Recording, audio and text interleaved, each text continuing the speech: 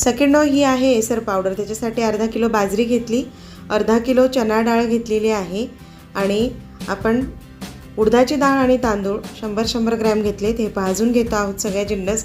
आणि मसाले जे आहेत तुमच्याकडे जे अवेलेबल असतील ते मसाले तुम्ही प्रत्येकी 10-10 ग्रॅम घेऊ शकतात। असं नाही की सगळेच हवे आहेत, परंतु माझ्याकडे होते म्हणून मी सगळे मसाले काढून ठेवले।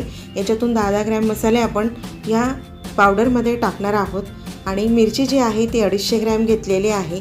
या सगळ्या जिन्नस आपण भाजून घेतोय।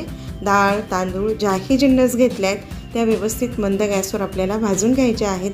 बाजरी भाजून घ्यायची आहे आणि सगळ्या जिन्नस गार होऊ द्यायचे आहेत। या पद्धतीने बडीशोप खसखस हे आपण भाजून घेतलेलं आहे।